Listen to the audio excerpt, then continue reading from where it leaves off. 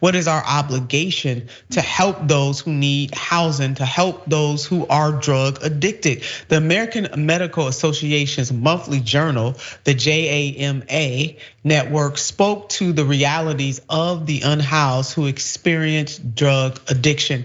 People experiencing homelessness are marginalized, often literally as witnessed in encampment clearings or sweeps. Federal funding favors research on the pharmacological treatments for addiction over research or intervention targeting the social and structural determinants of health, including housing. Consequently, many researchers and addiction practitioners may feel they are ill-equipped to address the seemingly insurmountable problem of homelessness. And so now we got our experts laying out exactly what the challenges are. Now, citing a critical 2022 study, the journal goes further. Fine et al.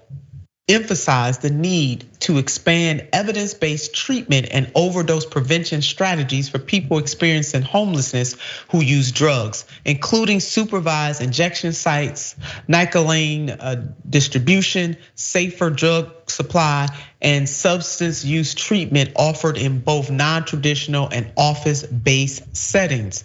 Further, such interventions are important, particularly when tailored to meet the needs of people experiencing homelessness, to fill key gaps in the substance use treatment ecosystem. However, none of these interventions address the root causes of homelessness, which is lack of affordable housing. Y'all need to underline that bolded, underscored message in the bottle. And because structural factors drive homelessness, interventions must include not only addiction treatment, but also affordable housing, living wages, and a stronger social safety net. And that is coming from JAMA, J-A-M-A network. So if Vivek really did care about finding solutions to the problems, he don't have to come up with ideas themselves. There are experts who work on this every single day. They have the solutions out there, but that's not what he cares about. He cares about making a mockery, putting these people suffering on display and using them as pawns in his pursuit to become president of the United States of America, which he will not. Yasmin, any final thoughts? Yeah, you're just so right. We know how to help poverty, and we know how to reduce crime, and we know how to raise public well-being overall. You have to take care of people, and you have to have systems in place that support people as they try to help themselves. And you have to give people opportunities to do exactly that, to help themselves and to create dignified lives for themselves. But Republicans don't like those types of solutions because they have branded them as handouts. So we're gonna get a lot of pushback for solutions like that, and they're much harder to implement. Yeah, they really are. I mean,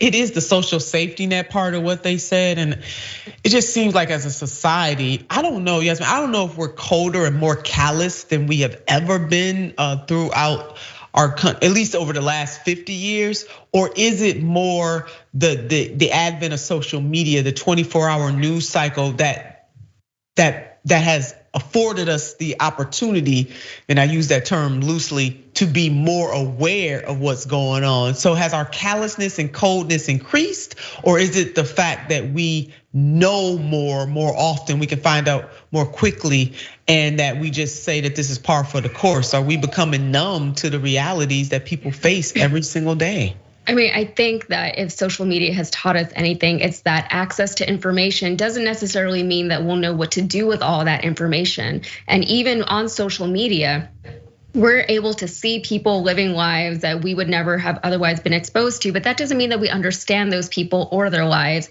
but it might give us the impression that we do. So we make a lot of judgments about people that we don't know. We make a lot of assumptions about their lifestyles that we really don't have enough information to do so. And the end result, ironically, is that we are more divided because of it, I think. You could probably make an argument for the opposite as well. But in a lot of ways, it has just reinforced a lot of these echo chambers. People look for people who already think and speak the way that they think and speak and feel. And at the end of the day, somehow we've become more divided, even with all of this connectivity that social media has promised us.